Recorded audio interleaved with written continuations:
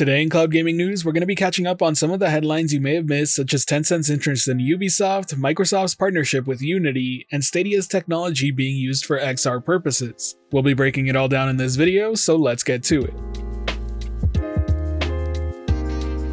It was reported last week that Tencent wants to increase their stake of Ubisoft in a major way. This comes after various rumors this year started popping up about a possible acquisition of the company. And if you ask me, this could potentially have some very big ramifications for the cloud gaming space, but more on that in just a second. All of the information we're going to be talking about today is coming directly from an exclusive article over at Reuters, which is a fairly reliable source. At this point in time, Tencent has owned a 5% stake of Ubisoft since 2018, but they're seeking to actually be the majority holder. To put things into perspective, currently the Guillemot family is the majority shareholder of Ubisoft with 15% of the total company. In case you've never heard of Tencent before, believe me when I say they're more than capable of making this happen, and they're a massive entity already in the gaming space. After all, they own Riot Games, the creators of League of Legends, Valorant, and some of the most popular games on PC. But they also have stakes in a ton of gaming companies all across the world. In order to acquire the majority stake at Ubisoft, Reuters sources claim that Tencent has submitted the Guillemot family a term sheet, a non-binding offer describing the basic terms and conditions of an investment with a price way above the company's current price to ward off potential competition. The same sources also claim that Tencent is very determined to nail down the deal as Ubisoft is such an important strategic asset for Tencent. But if a deal like this goes through,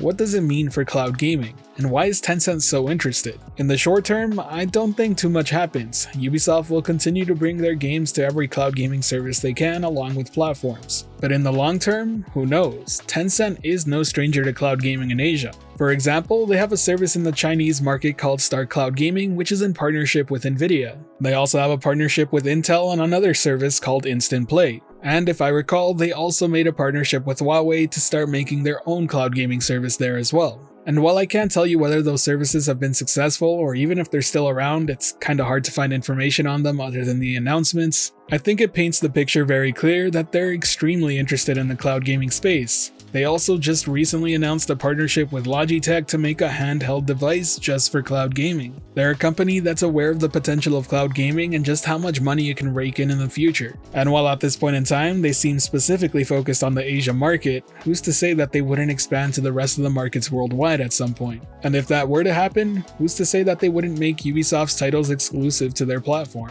As for why they're interested in Ubisoft, I have to guess it's because they're one of the biggest publishers period, but also because it's a publisher that really puts importance in the cloud gaming space. They have a ton of experience already, and Ubisoft happens to be one of the few companies that currently has a cloud gaming engine in development. It's called Ubisoft Scalar, and I'm sure Tencent has interest in using some of that information for their own cloud gaming engine called the Start Engine. At the end of the day, this is just another acquisition in a long list of really big acquisitions to happen in the gaming industry, and I really do believe that if it weren't Tencent, it would just be somebody else trying to purchase Ubisoft. Let me know what you think though. Do you think Ubisoft being bought out by Tencent would mean bad news for Stadia, GeForce Now, or Amazon Luna? Let me know down below why or why not. But for now, let's move over to the news from Microsoft. They've struck a new partnership with Unity to empower digital creators, 3D artists, and game developers everywhere through the power of Azure. That officially means that Microsoft's Azure Cloud Services will be the official partner for building and operating real-time 3D experiences built on the Unity engine.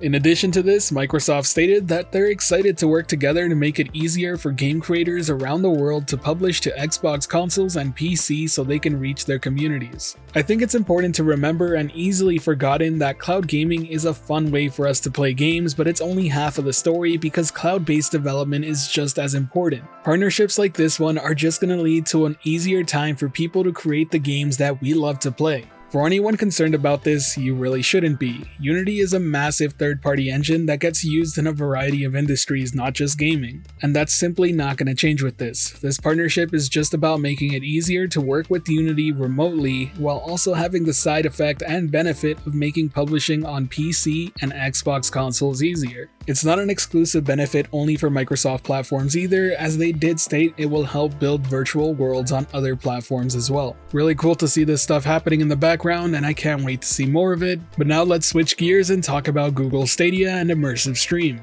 This is a bit of a short topic, but one I really wanted to comment on because I think it's really cool to see. For those unaware, immersive stream for games is Google Stadia's white labeling, but that very same tech can be used far outside just gaming purposes, for example, XR. That stands for extended reality, and it encapsulates both augmented reality and virtual reality in one. This sort of thing will more than likely be used more so for marketing purposes, but overall cool stuff to see Stadia's tech being used in other sectors. This just further solidifies that Stadia's tech is probably going to be around for quite a while. And with that, we've wrapped up all the cloud gaming news of the day. If you enjoyed the video at all or found it helpful, be sure to hit that like button as it really does help the channel out a lot, and if you're wanting more content like this, be sure to subscribe and hit that notification bell as well. Be sure to join our new community Discord, the link's in the description below. As always, thanks for watching, I hope you have a great day. This has been the Virtual Cloud, giving you the latest and greatest on everything cloud gaming related, and until next time, I'll catch you in the clouds.